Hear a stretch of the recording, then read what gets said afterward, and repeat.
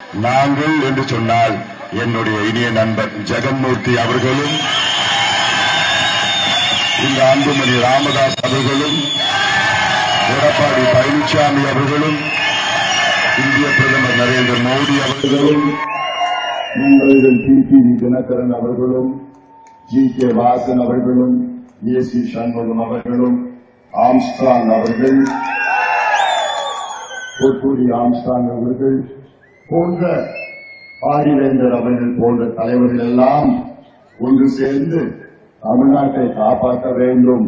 இந்த மோசடி ஆட்சி, ஏமாற்றுகின்ற 420 ஆட்சி, இந்த திமுக ஆட்சி, மக்கள் விரோத ஆட்சி, பெண்களுக்கு எதிரான ஆட்சி, குழந்தைகளை கொலை செய்கின்ற ஆட்சி, இளைஞர்களுக்கு சாராயம் மட்டுமல்ல கஞ்சாவும் கொடுத்து இளைஞர்களை பெருக்கின்ற இந்த திமுக ஆட்சி அகற்ற வேண்டும் என்ற நோக்கத்திலே நாங்கள் எல்லோரும் ஒன்று சேர்ந்திருக்கின்றோம். அதனால்தான் இந்த தேர்தல் நமக்கு மிக முக்கிய தேர்தல். இந்த சட்டமன்ற தேர்தலிலே நம்முடைய கேவி குப்பத்தின் வெற்றி வேட்பாளர் இதுக்கெல்லாம் நன்கு அறிமுகமானவர் உங்களுடைய சட்டமன்ற உறுப்பினராக மிக சிறந்த முறையிலே பணியாற்றி தமிழ்நாட்டில் எங்கே சமூக நீதி பிரச்சனை வந்தாலும், சமூக நீதி பிரச்சனை என்றால் உங்களுக்கு தெரியும், இந்த சூழ்ச்சி செய்கின்ற திமுக அடக்கப்பட்ட மக்கள், ஒடுக்கப்பட்ட மக்கள், வஞ்சிக்கப்பட்ட மக்கள், பட்டியலின மக்கள், பழங்குடி மக்கள், மிகவும் பிற்படுத்தப்பட்ட மக்கள், இவர்களுக்குள்ளே சூழ்ச்சிகள் செய்து சண்டைகள் மூட்டிவிட்டு, குறிப்பாக பட்டியலின மக்களுக்கும் வன்னியர் மக்களுக்கும் சண்டை ஊட்டிவிட்டு சூழ்ச்சி செய்து குழப்பி ஏவிவிட்ட திமுக உடனடியாக நானும் நண்பர் ஜெகன்மூர்த்தி அவர்களும் அங்கே சென்று நமக்குள்ளே எதுவும் வேண்டாம், நமக்குள்ளே எதுக்கு சர்ச்சை, நமக்குள்ளே எதுக்கு தொந்தரவு, பிரச்சனைகள் எல்லாம் வேண்டாம் என்று சமூக நீதியை காத்து அந்த அடிப்படையிலே இந்த தொகுதியிலே மீண்டும் போட்டியிடுகிறார் நண்பர் ஜெகன்மூர்த்தி அவர்களை நீங்கள் எல்லோரும் இரட்டை இலை சின்னத்தில் வாக்களித்து மீண்டும் உங்களுடைய சட்டமன்ற உறுப்பினராக தேர்வு செய்ய வேண்டும் என்று உங்களை எல்லோரும் பணிவோடு, பாசத்தோடு, உரிமையோடு நான் கேட்டுக்கொள்கிறேன். நான் இந்த தேர்தல் பரப்புரைக்காக தர்மபுரியிலிருந்து நான் வருகை தந்திருக்கின்றேன். சென்னைக்கு நான் செல்கின்றேன். இந்த முழுவதும் என்னுடைய தேர்தல் பரப்புரை இந்த கேவி குப்பத்தின் தேர்தல் பரப்புரை தான் முக்கியமான தேர்தல் பரப்புரையாக. காரணம், நண்பர் ஜெகன்மூர்த்தி அவர்கள் அவருடைய மனநிலை என்னுடைய மனநிலையும் ஒன்றுதான். இருவரும் இந்த ஒடுக்கப்பட்ட மக்கள் முன்னேற வேண்டும், படிக்க வேண்டும், வேலைக்கு போக வேண்டும், சுயமரியாதையுடன் வாழ வேண்டும் என்ற எண்ணம் எங்கள் இருவருக்கும் இருக்கிறது. இந்த இரண்டு சமுதாயங்களையும் காலங்காலமாக ஓட்டுக்காக, வாக்குகளுக்காக, அரசியலுக்காக பிரித்து வைத்து சூழ்ச்சி செய்து சண்டையை மூட்டி விட்டது யாரு? இந்த திமுக, மோசடி திமுக. அதுல திமுக PhD படிச்சிருக்கலாம். எங்க சுவிட்ச பார்த்தா எங்க பிரச்சனை வரும். கடந்த காலம் வரலாற்றில் நீங்க திரும்பி பாருங்கள். தேர்தல் நேரத்தில் அம்பேத்கர் சிலைக்கு மாலை, செருப்பு மாலை போடுவோம், போட்டுட்டு இது நம்ம தான் போடணும்னு சொல்லி ஒரு கலவரத்தை உருவாக்குவோம். திண்டிவனம் தொகுதியில பொன்முடி அப்படிதான் செஞ்ச ஒரு கலவரம் வந்து தேர்தல் முன்பு. இதெல்லாம் திமுகவுக்கு கைவந்த கலை.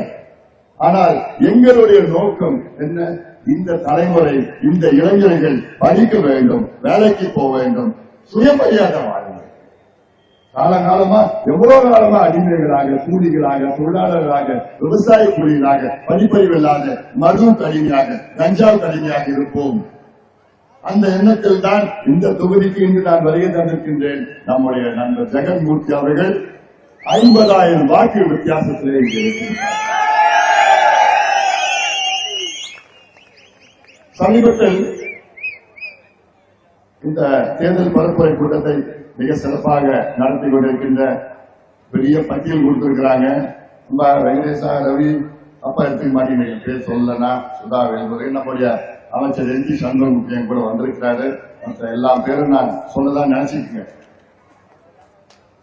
அனைத்து தேசிய ஜனநாயக கூட்டணியின் நிர்வாகிகளே, ரவி, இங்கே வருகை தந்திருக்கின்ற என் தம்பிகளே, என் தங்கைகளே, என் சகோதரிகளே, தாய்மார்களே, அண்ணன்மார்களே, பெரியோர்கள், வியாபார பெருமக்கள், விவசாய பெருமக்கள், நெசவாள பெருமக்களே, என் உயிரிழமையிலான அன்பு பார்த்தாங்க சொன்னார்.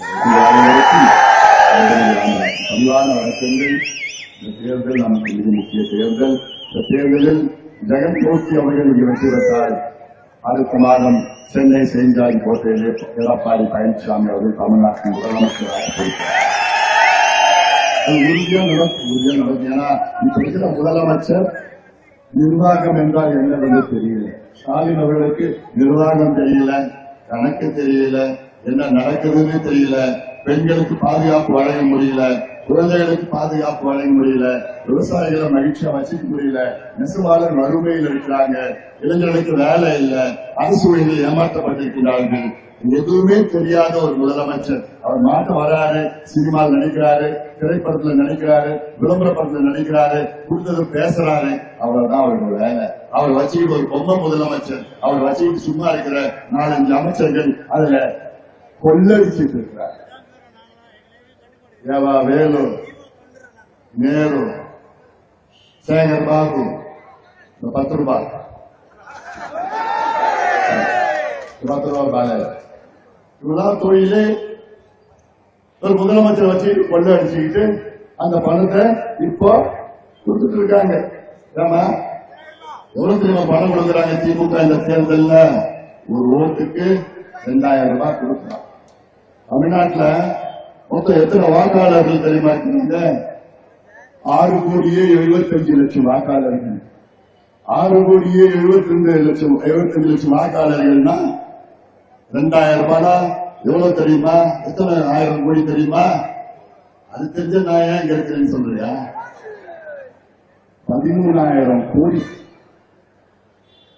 13,000 கோடி ரூபாய் திமுக வாக்காளர்களுக்கு மட்டும் பணம் கொடுக்கறதுல மட்டும் கொடுத்துட்டு இருக்கிறாங்க. இந்த தேர்தல் படி கொடுத்துட்டு இருக்கிறாங்க. அப்போ 13,000 கோடி உங்க பணம், வரி பணம், கொள்ளடிச்ச பணத்தை 13,000 கோடி கொடுக்கிறாங்கன்னா எவ்வளவு கொள்ளடிச்சிருக்கிறாங்க. இது மட்டும் இல்ல, இப்போ திமுக 5 ஆண்டு காலம் ஆட்சி செய்த திமுக ஸ்டாலின் அவர்கள் அவர் எதை வச்சு ஓட்டு கேட்கிறோம் உங்ககிட்ட? நான் 5 வருஷமா முதலமைச்சரா இருந்தேன். முதலமைச்சர் இருந்த நேரத்துல இந்த மாவட்டத்தில் நான் நீர் திட்டம் கொண்டு வந்தேன், இந்த கல்லூரி தொடங்கினேன், கல்விக்கு நான் செஞ்சேன், சுகாதாரத்தை நான் செஞ்சேன், விவசாயத்தை மேம்படுத்தினேன், இந்த பிள்ளைகளுக்கு வேலை கொடுத்தேன், சமூக நீதி நிலைநாட்டினேன்னு ஏதாவது ஒரு சொல்லி ஓட்டு கேட்கணும். ஆனா எதையுமே செய்யல. இப்ப எதை வச்சு ஓட்டு கேட்கிற தெரியுமா ஸ்டாலின் அவர்கள்? 8,000 ரூபாய் கூப்பன் தரேன்,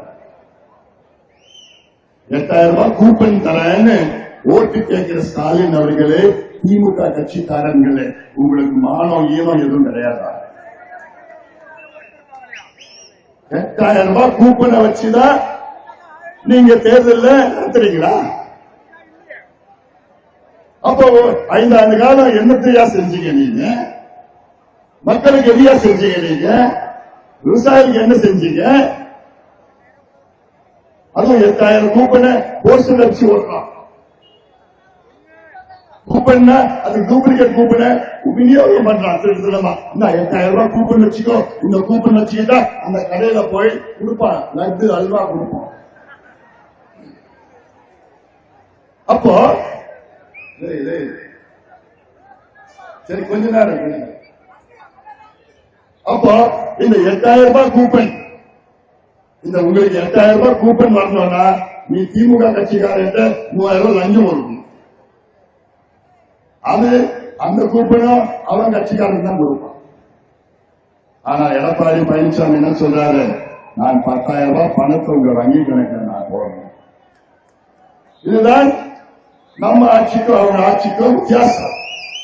அதனால இதெல்லாம் நீங்க சிந்தித்து நல்ல ஒரு மாற்றத்தை நீங்கள் கொண்டு வர வேண்டும். ஒரு ஆட்சி மாற்றம் தமிழ்நாட்டில் வர வேண்டும். அப்பொழுதுதான் உங்கள் பிள்ளைகளுக்கு, உங்கள் பெண் பிள்ளைகளுக்கு பாதுகாப்பு கிடைக்கும். ஏமா போன மாசம் கிருஷ்ணகிரி மாவட்டம், இங்க இருந்து 2 மாவட்டம் தள்ளி கிருஷ்ணகிரி மாவட்டத்துல ஒரு 2.5 வயசு குழந்தைய காணும். அவங்க அப்பா அம்மா தேடி தேடி பார்த்தாங்க, அது கிடைக்கல. ஒரு நாள் முழுவதும் தேடினாங்க. அடுத்த நாள் அந்த குழந்தை பிணமா கிடைச்சது. காவல்துறையில விசாரணை பண்ணாங்க. அந்த குழந்தையை யாரோ கெடுத்து கொலை பண்ணிருக்கிறாங்க. விசாரணை தெரிஞ்சு யாரும் தேடி பார்த்து அவனை கண்டுபிடிச்சாங்க. அவனை பார்த்தா அந்த மாவட்டத்தில் உள்ள திமுக மாவட்ட இளைஞர் சங்க நிர்வாகி, திமுக கட்சிக்காரன் ஒரு 2.5 வயசு பிஞ்சு குழந்தைய போதையில கெடுத்து கொலை பண்ணிருக்கிறானா? என்ன மனநிலையில் இருக்கிறாங்க தமிழ்நாட்டு மக்கள்? திமுக ஆட்சி கடந்த மாதம் மேல்மருவத்தூர் பகுதியில மதுராந்தகம் பகுதியில ஒரு 14 வயசு குழந்தைய காணோம். தேடி பார்த்தாங்க, கிடக்கல. ஒரு 2 மனித மிருகம் போதையில அந்த பெண்ணை அந்த குழந்தைய கெடுத்து ஓடி போயிட்டான். போன மாசம் தூத்துக்குடி மாவட்டத்துல விளாத்திக்குளம் பகுதியில ஒரு 12வது பரீட்சை எழுதி வீட்டுக்கு வந்த பெண்ணை காணோம். ஒரு நாள் முழுவதும் காணோம். அடுத்த நாள் அந்த பெண்ணை பிணமா பக்கத்து காட்டுல கண்டுபிடிச்சாங்க. விசாரணை பண்ணா அந்த பெண்ணை ஒரு மனித மிருகம் கெடுத்து கழுத்தாத்து கொலை பண்ணிட்டான். 4 மாதத்திற்கு முன்பு சென்னை அருகில் உள்ள கும்மிடிப்பூண்டி பகுதியில 8 வயசு பிஞ்சி குழந்தைய காணோம். 3 மணி நேரம் அவங்க அப்பா அம்மா தேடுறாங்க, கிடைக்கல. பிறகு அந்த குழந்தை ஒரு புதர்ல இருந்து ஓடி அழுதுட்டு வருது. என்னன்னு பார்த்தா கண்ணத்துல எல்லாம் ஒரு மனித மிருகம் கீறி வச்சு ரத்த காயம் கண்ணத்திலையும் மார்பிலையும் அந்த 8 வயசு பிஞ்சு குழந்தைய ஒருத்தர் கெடுத்து ஓடி போயிட்டான் போதையில. இதுதான் தமிழ்நாட்டில் உள்ள அன்றாட நிகழ்வுகள். இது வெளியில வரது கிடையாது. காவல்துறைக்கு போனா புகார் எடுத்துக்கிறது இல்ல, ஏன்னா அரசாங்கத்துக்கு கெட்ட பேர் வந்துடும். நாளைக்கு நம்ம குழந்தைக்கு, உங்க பேர பிள்ளைகளுக்கு இந்த நிலை வராதுன்னு என்ன உத்தரவாதம்? நம்ம குழந்தைக்கு இது வராது என்ன உத்தரவாதம்? ஒரே ஒரு உத்தரவாதம், எடப்பாடி பழனிசாமி முதலமைச்சர் வந்தால்தான் இப்போ இந்த சம்பவங்கள் இல்லை. தமிழ்நாட்டில் இது வரைக்கும் 12 முதலமைச்சர்கள் ஆட்சி செய்தார்கள். அவர்கள் ஆட்சி காலத்தில் இது போன்ற ஒரு சம்பவமும் கிடையாது. என்ன, 2.5 வயசு குழந்தைய கெடுத்து கொலை பண்ற சம்பவம், 8 வயசு குழந்தைய கெடுக்கிற சம்பவம். அண்ணா அவர்கள் ஆட்சி காலம், எம்ஜிஆர் அவர்கள் ஆட்சி காலம், ஜெயலலிதா அம்மையார் ஆட்சி காலம், எடப்பாடி பழனிசாமி ஆட்சி காலம், இது போன்ற ஒரு சம்பவம் கிடையாது. இது தமிழ்நாட்டுடைய கலாச்சாரம் கிடையாது. பிஞ்சு குழந்தைகளை கெடுத்து பாலியல் வன்கொடுமை செய்து கொலை செய்கின்ற கலாச்சாரம் தமிழ்நாட்டில் இல்ல. முதல் முறையாக தமிழ்நாட்டில் இது போன்ற கலாச்சாரம் வந்திருக்கிறது. காரணம், கையால் ஆகாத திமுக ஆட்சி. எதுவும் தெரியாத ஒரு முதலமைச்சர், என்ன நடக்குதுன்னு தெரியாத முதலமைச்சர் ஸ்டாலின் அவர்கள் தான் இருக்கிறார். ஏன்னா காவல்துறை அவருக்கு கீழே தான் இயங்கிட்டு வருது. அமைதியா காவல்துறை எவ்வளவு பேசி சொல்ற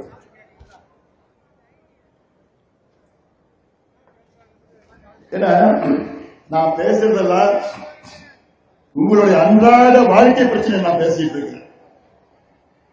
அன்றாடம் நம்ம பிள்ளைங்க பள்ளிக்கூடம் போயிட்டு திரும்பி வருமா, கல்லூரி போயிட்டு திரும்பி வருமா, வேலைக்கு போயிட்டு திரும்பி வருமா? இதுவரை தமிழ்நாட்டில் இப்படி நடந்தது கிடையாது. இந்த திமுக ஆட்சியில தான் அன்றாடம் நடக்கின்ற பிரச்சனை. காரணம் இந்த மது, இந்த கஞ்சா, காக்கேன். கஞ்சா மட்டும் இல்லமா, அதோட மோசமான போதைப் பொருட்கள், காக்கேன், ஹெராயின், LSD, ஃபென்டனைல், மித்தைலாம்பிடமைன், இது போன்ற அமெரிக்கா வெள்ளக்காரன் என்னென்ன போதைப் பொருட்கள் பயன்படுத்தாலும் அத்தனையும் தமிழ்நாட்டில் உங்க கிராமத்துல, உங்க தெருவுல, உங்க பள்ளிக்கூட வாசல், உங்க கல்லூரி வாசல் எடுத்துட்டு இருக்காங்க திமுக. அதனாலதான் மாற்று வரணும். நான் ஒரு மருத்துவனா நான் கேட்கிறேன், ஒரு டாக்டரா நான் கேட்கிறேன், முன்னாள் மத்திய சுகாதாரத்துறை அமைச்சரா நான் கேட்கிறேன், 3 மகன்களுடைய தந்தையாவும் நான் கேட்கிறேன், 3 பெண் பிள்ளையை பெற்றோம் தந்தையா நான் கேட்கிறேன். அந்த ஆதரவு எனக்கு இருக்கு. என் பிள்ளைகளும் பத்திரமா போகணும்னு எனக்கு அந்த ஆதரவு இருக்கு. உங்களுக்கு எப்படி இருக்கும் எனக்கும் இருக்குது. அது நடக்கணும்னா இந்த கேடுகட்ட திமுக ஆட்சியை விரட்டி அடிங்க. தேவையில்லை. அவளுக்கு தகுதி, திறமை, நேர்மை எதுவுமே கிடையாது.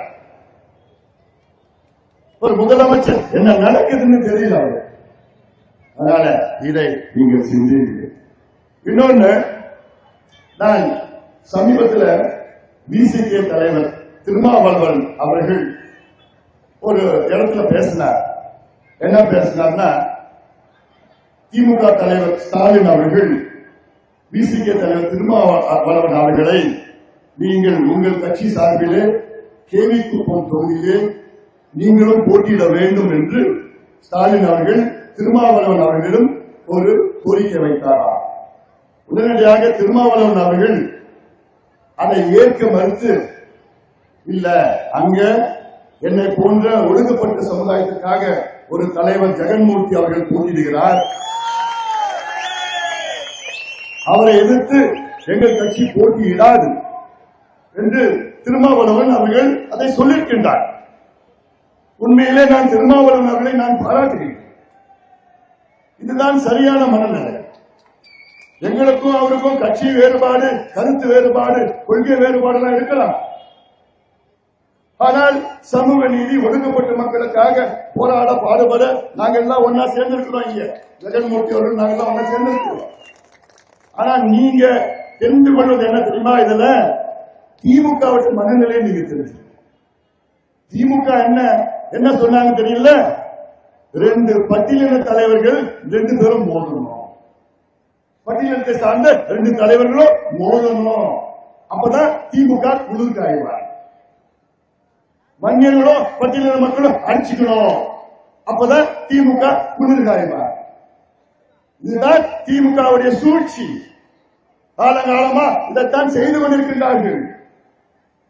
இந்த மண்ணுக்கு சொந்தக்காரர் பூர்வகுடி மக்கள் நாம் எல்லோரும் ஒன்றாக சேர்ந்து படிக்கணும், வேலைக்கு போறோம், மானமரியோடு சுயமரியோடு வாழ வேண்டும். இவருடைய திமுகவுடைய சூழ்ச்சியிலே நீங்கள் விழக்கூடாது. பாட்டாளி மக்கள் கட்சி தொடங்கிய காரணமே சமூக நீதி. பாட்டாளி மக்கள் கட்சி கிடைத்த முதல் அமைச்சர் பதவி, மத்திய அமைச்சர் பதவி தலித் எழில்மலை என்ற ஒரு பட்டியலினத்தை சார்ந்தவர்களுக்கு அமைச்சர் பதவி நாங்கள் கொடுத்தோம்.